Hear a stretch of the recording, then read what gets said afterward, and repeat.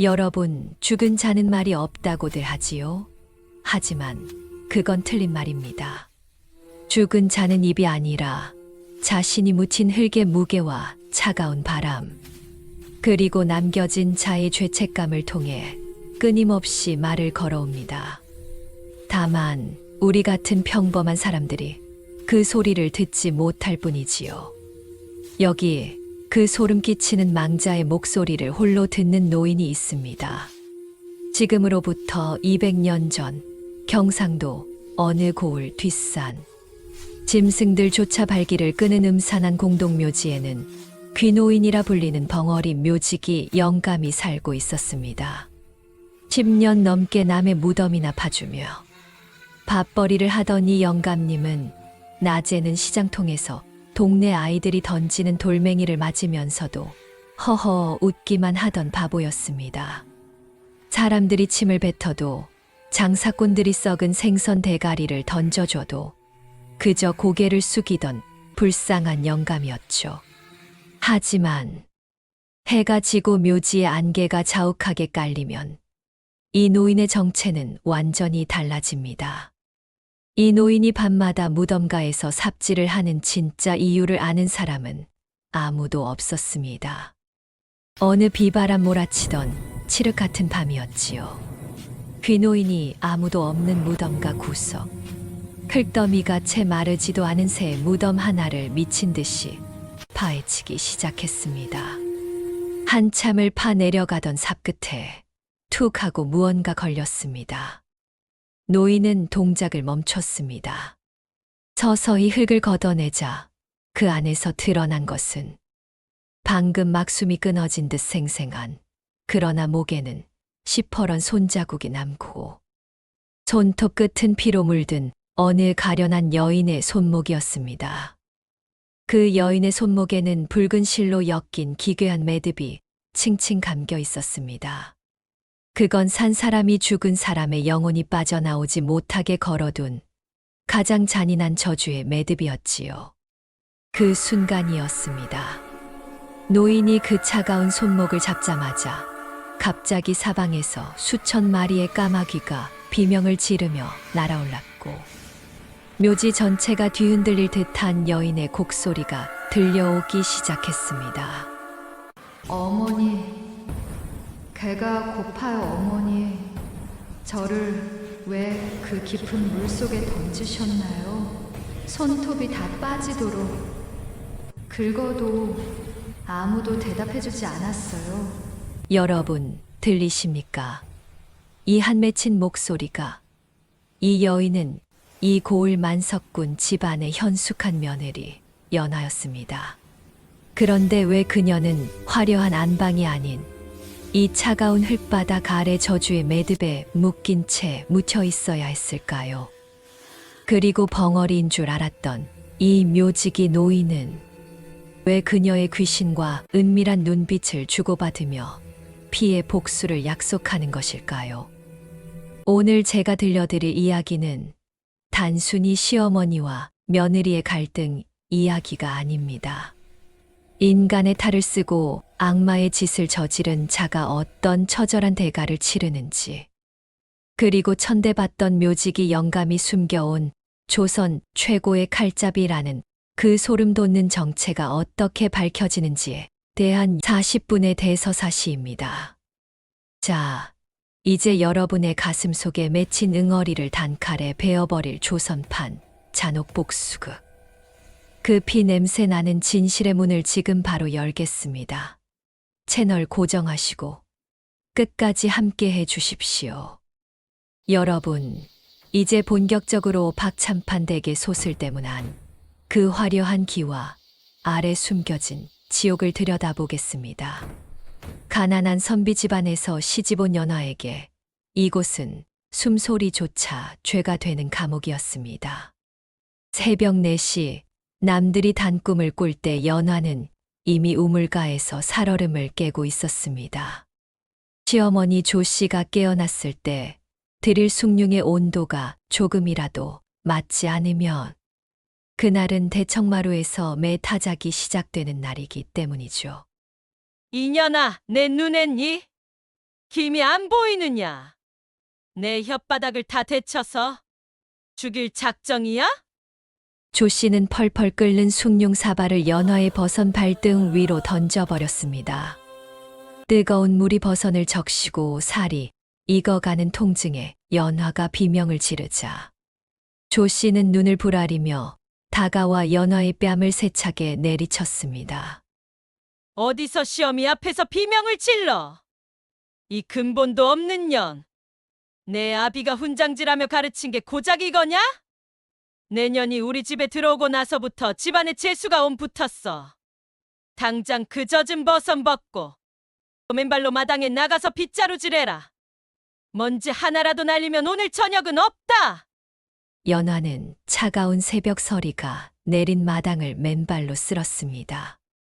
발가락 끝이 감각을 잃고 보라색으로 변해가는데도 조 씨는 대청마루에 앉아 따뜻한 개성 약과를 씹으며 비아냥거렸습니다. 야 이년아, 빗자루질하는 꼴 좀 봐라. 친정에서 그따위로 배웠느냐? 하긴 가난뱅이 선비 집안에서 뭘 배웠겠어. 글줄이나 읽는답시고 입만 살았지. 제 자식 시집 보낼 때 입을 한 채 못 보낸 것들이 인간이냐? 너 솔직히 말해봐. 너 우리 집 재산 보고 꼬리 쳐서 들어온 거지? 오전 내내 굶은 채 마당을 쓸던 연화에게 조 씨가 다시 다가왔습니다. 이번엔 연화가 시집 올 때 소중히 챙겨온 작은 보찜을 들고 있었죠. 그 안에는 연화가 글을 배울 때 아버님이 손수 써주신 서책 한 권과 어머니가 자수를 놓아주신 손수건이 들어 있었습니다. 이게 뭐냐? 이런 곰팡내 나는 종이 쪼가리가 우리 아들 급제할 운을 다 막고 있는 줄 몰랐어? 이 글자들의 마귀가 씌었구나. 어머니, 그것만은 제발 저희 아버님이 남겨주신 마지막 유품입니다. 제발 돌려주세요. 연화가 울며 매달리자 조 씨는 비릿한 웃음을 지으며 아궁이 앞으로 걸어갔습니다. 그리고는 연화가 보는 앞에서 그 서책을 불길 속으로 던져버렸습니다. 안 돼.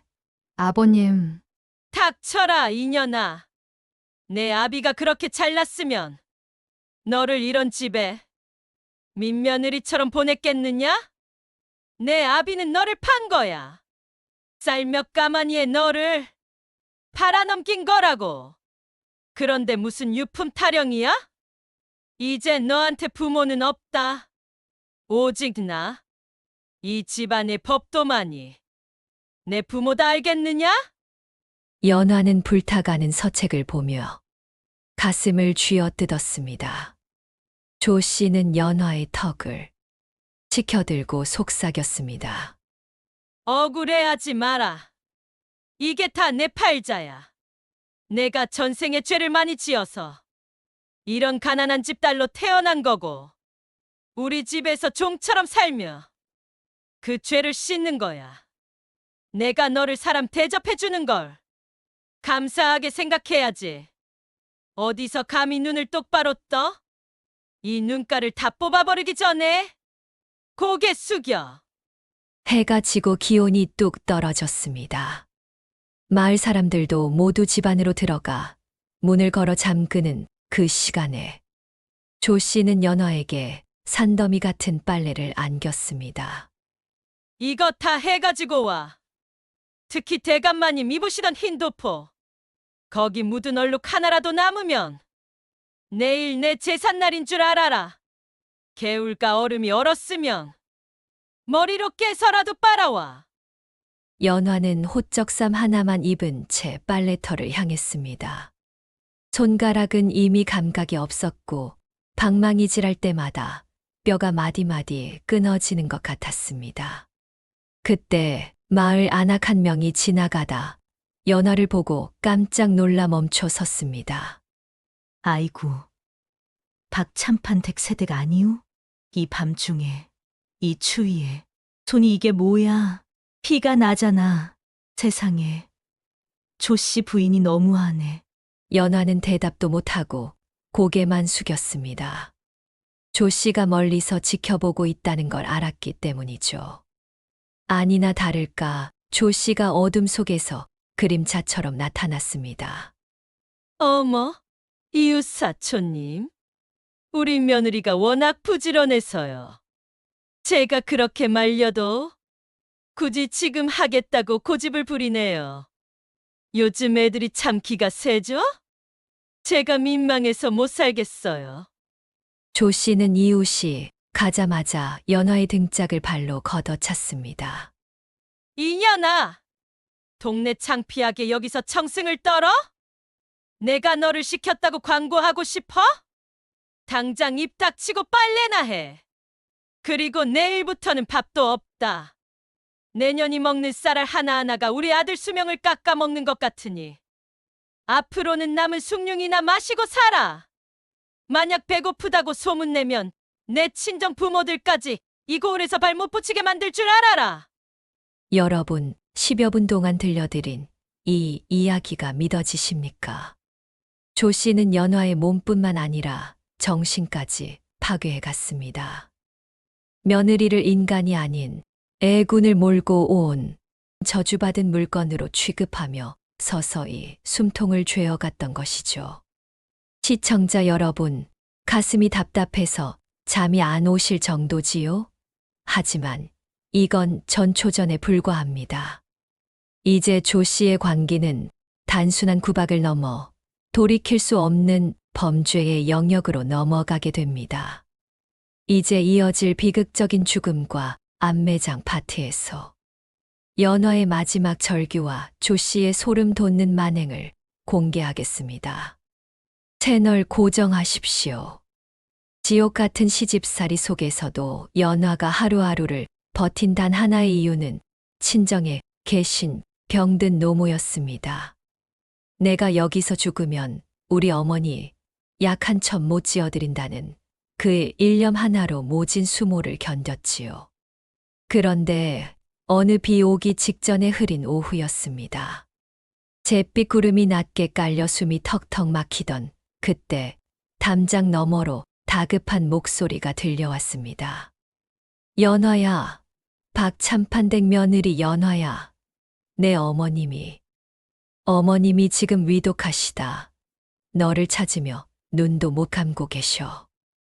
어서 가봐야겠다. 어서. 그 소리를 듣는 순간 연화의 머릿속은 하얗게 변했습니다. 들고 있던 빗자루가 힘없이 떨어졌고 연화는 정신없이 안방으로 뛰어갔습니다. 문고리를 잡은 손이 덜덜 떨렸지요. 그녀는 조 씨 앞에 무릎이 깨지는 줄도 모르고 엎드려 바닥을 긁으며 울부짖었습니다. 어머니, 대자대비하신 어머니, 제발 한 번만, 딱 한 번만 보내주세요. 저희 어머니 마지막 가는 길이라도 보게 해주세요. 제가 다녀와서 평생 이 집의 노예가 되겠습니다. 개처럼 기라면 기고 짐승처럼 살라면 사겠습니다. 제발 제 어미 얼굴만이라도 보게 해주세요. 연화의 이마에선 피가 배어 나와 방바닥을 적셨습니다. 하지만 조 씨는 찻잔의 김을 천천히 불며 비릿한 미소를 지었습니다. 그 눈빛은 동정심이라곤 찾아볼 수 없는 먹잇감을 노리는 굶주린 독사의 그것과 같았습니다. 가고 싶으냐? 그래 가야지. 효년하셨네. 그런데 말이다. 내년이 우리 집에 들어오고 나서부터 대감마님 건강이 나빠지고 우리 아들 운수가 막힌 건 생각 안 하니? 내 어미가 죽어가는 건 내가 우리 집에 애군을 몰고 온 탓인데 어디서 감히 나갈 궁리를 해? 내가 나가면 우리 집에 복이 다 빠져나갈 텐데 내가 그걸 보고만 있을 것 같으냐?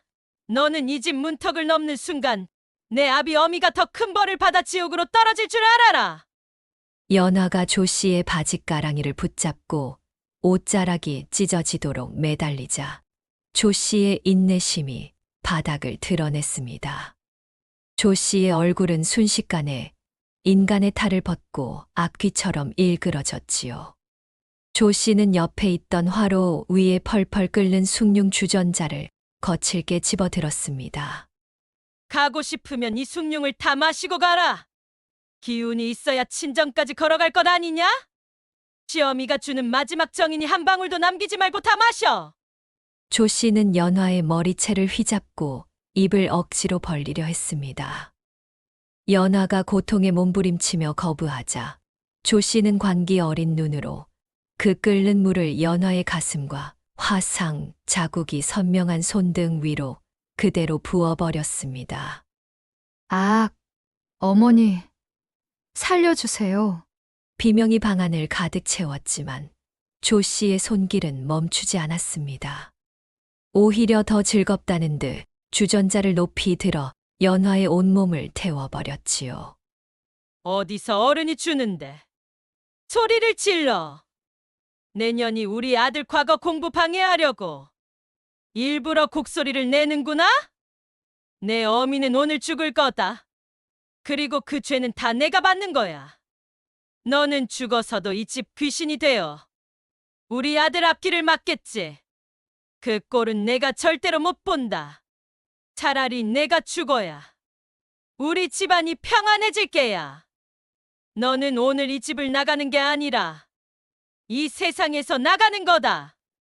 조 씨는 정신이 혼미해진 연화의 머리채를 질질 끌고 마당을 지나 뒤뜰 우물가로 향했습니다.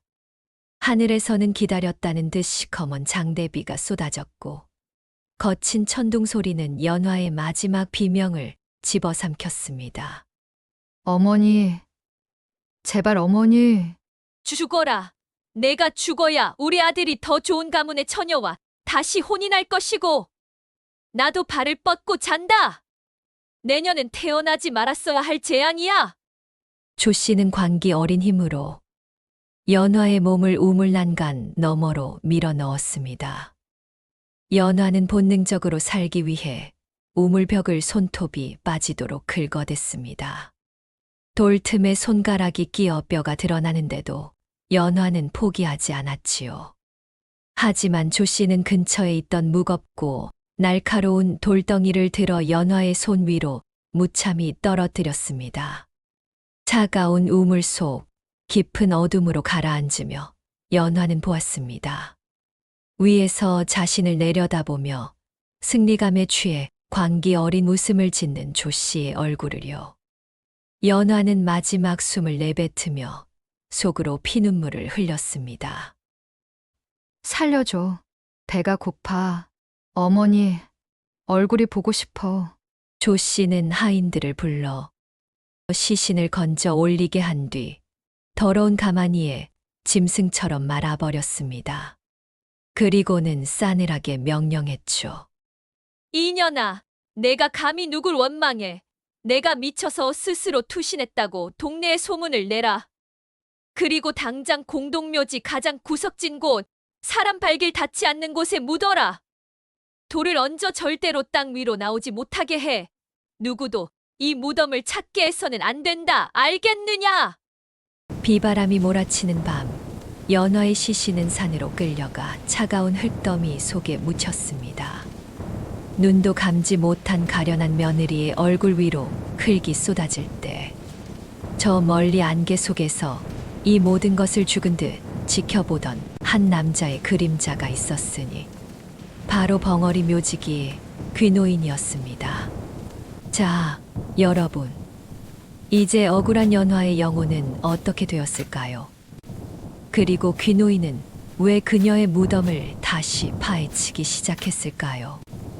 이제 이어질 복수의 서막 파트에서 그 소름 돋는 이야기가 계속됩니다. 비바람이 휩쓸고 간 공동묘지는 죽음보다 더 깊은 정적에 잠겨 있었습니다. 갓 파헤쳐진 흙의 비릿한 냄새가 진동하는 그곳.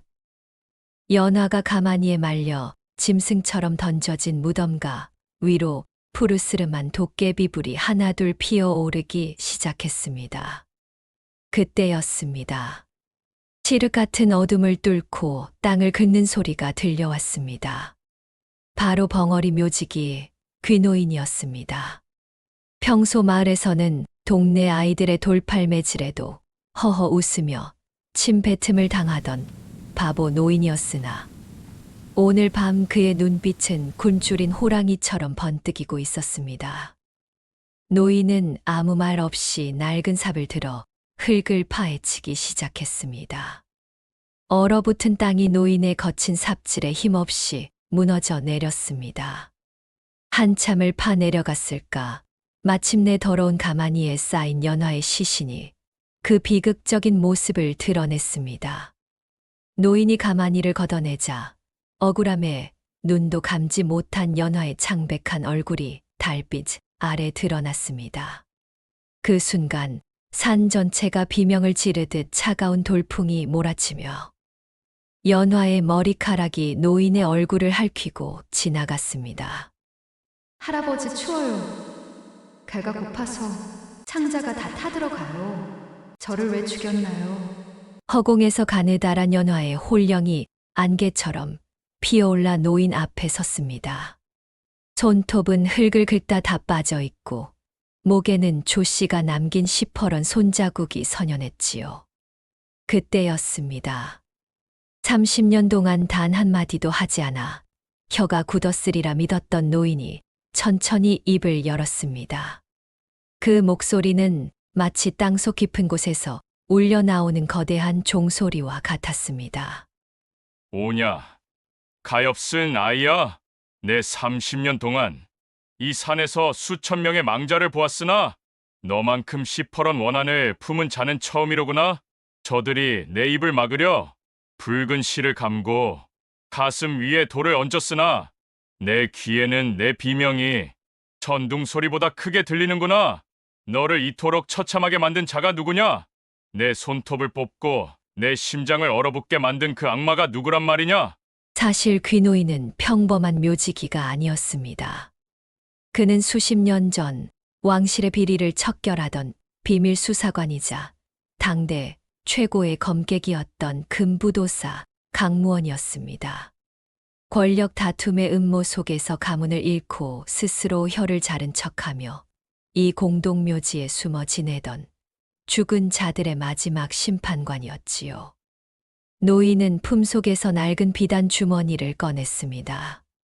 그 안에는 평범한 부적이 아닌 망자의 피눈물을 담아 복수를 집행한다는 전설의 혈부가 들어 있었습니다. 노인은 자신의 손가락을 깨물어 선명한 핏방울을 연화의 차가운 이마 중앙에 찍었습니다.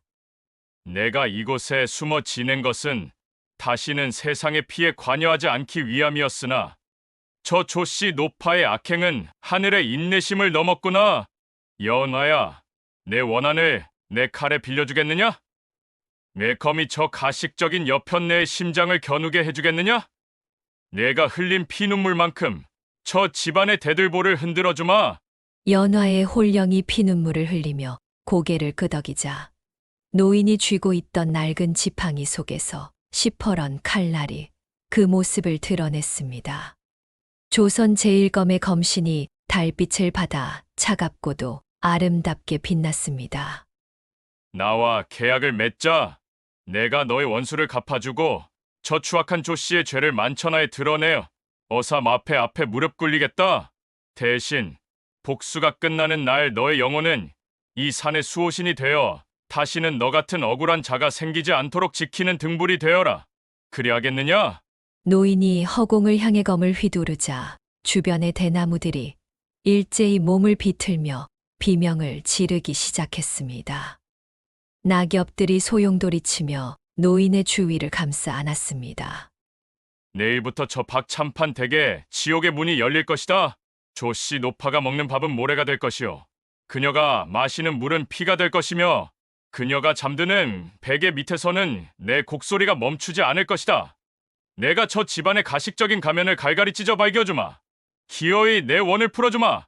노인은 다시 연화의 시신 위로 흙을 덮었습니다. 하지만 이번엔 저주를 막는 흙이 아니었습니다.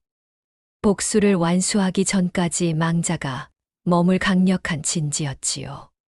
시청자 여러분, 드디어 복수의 서막이 올랐습니다.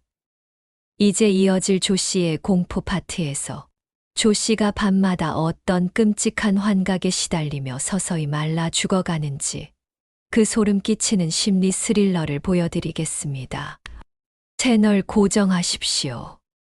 연화를 우물에 던져 죽인 지 사흘째 되는 밤이었습니다. 조 씨는 아무 일도 없었다는 듯 비단요를 깔고 누웠지만 웬일인지 방 안이 얼음장처럼 차가웠습니다. 한참을 뒤척이던 조 씨의 코끝에 비릿한 물 냄새와 흙 냄새가 스쳤습니다. 아니, 문을 다 걸어 잠갔는데 어디서 이런 냄새가? 조 씨가 자리에서 일어나 촛불을 켰을 때 그녀는 비명을 지르며 뒤로 나자빠졌습니다. 깨끗하던 안방 바닥에 문 앞에서부터 자신의 잠자리 앞까지 축축하게 젖은 맨발 자국이 선명하게 찍혀 있었기 때문입니다. 그 발자국은 마치 우물에서 막 걸어 나온 듯 진흙과 이끼가 섞여 있었고 발가락 끝마다 핏방울이 점점이 박혀 있었습니다. 여봐라, 걔 누구냐? 어떤 놈이 감히 안방에 장난을 치는 게야? 조 씨가 하인들을 불렀지만 밖에서는 세찬 바람 소리만 들릴 뿐 아무도 대답하지 않았습니다. 그때 촛불이 힘없이 흔들리더니 조 씨의 귓가에 젖은 목소리가 들려왔습니다. 어머니, 저 왔어요. 너무 추워서 따뜻한 아랫목에 좀 누우려고요. 조 씨는 미친 듯이 이불을 뒤집었었지만 이불 밑에서 차가운 손이 자신의 발목을 잡는 감촉에 온몸에 털이 곤두섰습니다. 다음 날 아침 밤새 공포에 떨던 조 씨는 타는 목마름에 자리에서 일어났습니다. 그녀는 곁에 둔 자릿기 사발을 들어 단숨에 들이켰지요. 그런데 목구멍을 타고 넘어가는 액체가 물이 아니라 비릿하고 끈적한 느낌이었습니다. 사발을 내려다본 조 씨는 경악했습니다. 사발 안에는 맑은 물 대신 검붉은 핏물이 가득했고 그 안에는 연화가 죽을 때 빠졌던 손톱 하나가 둥둥 떠 있었습니다. 아! 이게 뭐야? 누가 감히 내 물그릇에 이런 짓을? 조 씨는 사발을 내동댕이 치고 부엌으로 달려가 밥상을 차리라 고함을 쳤습니다. 하지만 며느리 연화가 차려주던 그 정갈한 밥상은 어디에도 없었습니다. 새로 들어온 계집종이 올린 하얀 쌀밥을 한술 뜨는 순간 조 씨의 입안에서 우지끈 소리가 났습니다. 이년아! 밥에 돌을 넣었느냐? 입안에 든 것을 뱉어내자 그것은 돌이 아니라 거친 무덤과 흙과 썩은 나무잎이었습니다. 조 씨가 밥그릇을 뒤엎자 하얀 쌀밥은 온데간데 엎고 칙칙한 흙더미가 쏟아져 나왔습니다. 조 씨의 눈에는 이제 모든 음식이 시체의 살점처럼 보이기 시작했습니다. 그녀는 며느리를 굶겼던 대가를 이제 자신의 위장이 타들어가는 굶주림으로 돌려받고 있었습니다. 조 씨는 정신을 차리기 위해 세수를 하고 경대를 마주했습니다. 흐트러진 머리를 빗으려 빗을 든 순간 조 씨의 손이 멈췄습니다. 거울 속에 비친 자신의 얼굴 뒤로 형체를 알아볼 수 없을 정도로 물에 불어 터진 여인의 얼굴이 겹쳐 보였기 때문입니다. 누구냐? 연화냐? 내년이 감히 죽어서 어디를 나타나? 거울 속의 연화는 대답 대신 천천히 입을 벌렸습니다. 그 입 안에서는 끊임없이 우물물이 쏟아져 나왔고 연화의 손이 거울 밖으로 튀어나와 조 씨의 목을 서서히 조르기 시작했습니다. 조 씨는 숨이 막혀 컥컥대며 거울을 바닥에 집어 던졌습니다. 산산조각난 거울 파편 하나하나에 연화의 원망 섞인 눈동자가 맺혀 조 씨를 노려보았습니다. 이건 환상이야. 내가 잘못 본 거야. 내 아들이 장원급제에서 돌아오면 다 끝날 일이다. 조 씨는 스스로를 다독이며 방구석으로 숨어들었지만 방바닥의 나뭇결조차 연화의 고통스러운 표정으로 변해갔습니다. 벽지 너머에서는 연화가 우물벽을 긁던 그 기괴한 소리, 드득, 드드득 하는 소리가 밤낮을 가리지 않고 조 씨의 고막을 찢어 놓았습니다. 열흘이 지나자 위세당당하던 조 씨 부인의 모습은 온데간데 없고 눈은 움푹 파이고 머리는 하얗게 센 미친 노파가 남았습니다. 마을 사람들은 박 참판댁에 원귀가 붙었다며 수군거렸고 하인들은 공포에 질려 하나둘 도망치기 시작했습니다. 결국 조 씨는 견디다 못해 무당을 부르려 했으나 마을의 어떤 무당도 그 집 대문을 넘으려 하지 않았습니다.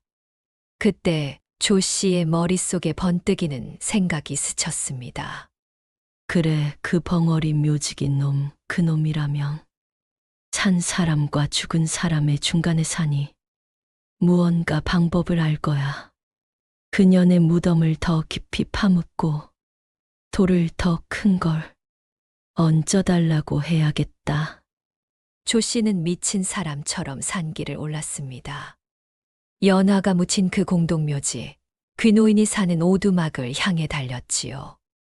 하지만 그녀는 몰랐습니다. 이 모든 공포가 조 씨를 무덤가로 유인하기 위해 귀노인과 연화의 홀령이 짜놓은 거대한 덫이었다는 사실을요. 조 씨가 공동묘지 입구에 들어서는 순간 안개 속에서 귀노인이 시퍼런 삽을 들고 서 있었습니다.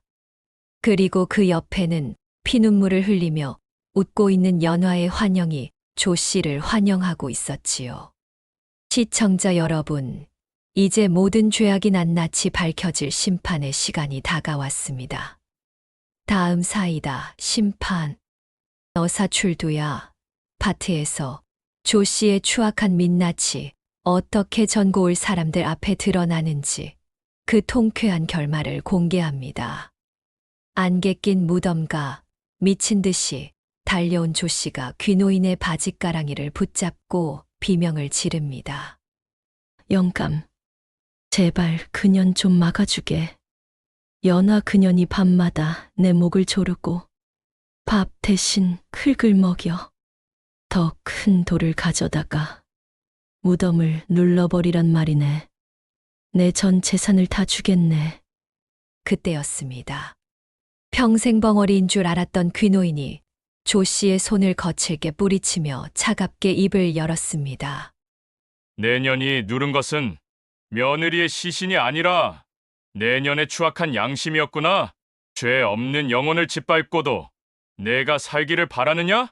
벼락 같은 호통에 조 씨가 얼어붙은 순간 노인이 누더기 속에 감춰두었던 눈부신 암행어사 마패를 꺼내 들었습니다. 사실 귀노인은 단순한 묘지기가 아니었습니다. 조정의 부패를 수사하다 좌천된 후 이 고을의 거물급 비리를 뿌리 뽑기 위해 10년간 벙어리 행세를 하며 기회를 엿보던 전설적인 수사관이었습니다. 노인의 신호와 함께 산기슭 곳곳에서 횃불이 일제히 피어올랐습니다. 암행어사 출두야! 암행어사 출두야! 수십 명의 역졸이 안개를 헤치며 들이닥쳤고 그 무리의 선두에는 뜻밖의 인물이 서 있었습니다. 바로 한양에서 장원급제하여 내려온 조 씨의 금쪽 같은 아들 박도령이었습니다. 어머니, 어찌 사람의 탈을 쓰고 이런 천인공노할 짓을 저지르셨습니까? 아들의 처절한 목소리에 조 씨는 혼비백산하여 주저앉았습니다. 노인은 서슬퍼런 칼날로 연화의 무덤을 가리켰습니다. 내년이 며느리의 손등에 부은 뜨거운 물, 그 화상 자국이 시신에 고스란히 남아있거늘 어디서 감히 하늘을 속이려 드느냐? 내가 죽인 것은 며느리뿐만 아니라 이 집안의 명예와 내 아들의 가슴까지 갈갈이 찢어 놓은 것이다. 조 씨는 아들의 발등을 붙잡고 짐승처럼 울부짖었습니다. 아들아, 다 너를 위해서였다. 전현이 내 앞길을 막는 액덩이라서 내가 우리 가문을 살리려고 그랬어. 하지만 박도령은 피눈물을 흘리며 어머니의 손을 냉정히 뿌리쳤습니다. 저를 위해서 사람을 죽이셨다니요. 연하는 제 정혼자이기 전에 이 세상 그 누구보다 귀한 사람이었습니다. 현장에서 압수된 조 씨의 비밀 장부와 연화가 마지막까지 살기 위해 긁어댔던 우물가의 돌덩이가 증거로 제출되었습니다. 마을 사람들 앞에서 조 씨가 쌓아온 가식적인 살아있는 보살의 가면이 처참하게 박살났습니다. 구경하던 백성들은 그녀를 향해 침을 뱉고 돌을 던졌습니다. 사람 탈을 쓴 악귀 같은 년! 당장 전연을 능지처참하라! 조 씨는 그 자리에서 형틀에 묶여 압송되었습니다. 그녀가 평생을 바쳐 긁어 모았던 부당한 재산은 모두 몰수되어 가난한 백성들에게 돌아갔고, 조 씨는 며느리가 겪었던 굶주림과 추위를 그대로 돌려받으며 평생 차가운 옥사에서 썩게 되었습니다. 반면 억울하게 죽은 연화의 시신은 남편 박도령의 극진한 보살핌 속에 정식으로 장례를 치르게 되었습니다. 그녀의 묘비에는 정경 부인의 호칭이 새겨졌고, 고을 사람들은 그녀의 한을 기리며 정조문을 세워 대대손손 그녀의 넋을 달랬습니다. 그렇다면 우리를 대신해 복수의 칼날을 휘둘렀던 그 신비로운 벙어리 노인은 어떻게 되었을까요? 조 씨가 압송되던 그날 밤, 노인은 자신이 10년간 머물던 낡은 오두막에 마패와 시퍼런 검을 조용히 내려놓았습니다. 이튿날 아침, 박도령이 노인을 모시러 갔을 때 오두막은 이미 비어 있었고, 먼지 하나 남지 않은 방 안에는 서늘한 새벽 공기만이 가득했습니다. 누군가는 그가 다시 한양으로 돌아가 왕의 곁을 지키는 그림자가 되었다고 하고, 누군가는 그가 또 다른 억울한 영혼의 부름을 듣고 이름 없는 산속으로 들어갔다고도 합니다. 하지만 노인이 떠나며 남긴 마지막 한마디는 여전히 고을 사람들의 귓가에 맴돌고 있습니다. 사람의 눈은 속일 수 있어도 땅과 하늘은 결코 속일 수 없다. 평소 바보처럼 웃기만 하던 노인이 던진 이 묵직한 경고는 탐욕에 눈먼 이들에게 내리는 서슬퍼런 심판의 기록이 되어 대대손손 전해졌습니다. 자, 40분이라는 긴 시간 동안 함께 하신 무덤 파는 노인과 피의 계약, 여러분은 오늘 무엇을 보셨나요? 조 씨 부인의 처절한 몰락을 보며 가슴 뚫리는 통쾌함을 느끼셨겠지만, 한편으로는 인간의 욕심이 사랑하는 가족까지 파멸시키는 괴물을 만들어낸다는 사실의 서늘한 두더미 속에서도 결국 꽃을 피운다는 이 당연한 진리. 세상이 험하고 이치에 맞지 않는 일들이 가득할지라도 오늘 이 야담이 여러분의 지친 마음을 달래주는 작은 위로와 희망이 되었기를 진심으로 바랍니다. 긴 시간 끝까지 경청해 주셔서 감사합니다. 영상이 가슴에 남으셨다면 구독과 좋아요, 알림 설정으로 힘을 보태주십시오. 여러분의 응원은 제가 더 깊고 통쾌한 이야기를 발굴하는데 큰 힘이 됩니다. 저는 조만간 더욱 전율 돋는 조선의 숨은 비화로 다시 찾아뵙겠습니다. 오늘 밤 여러분 모두의 꿈속에 연화의 연꽃처럼 향기로운 안식만이 가득하길 바랍니다. 감사합니다.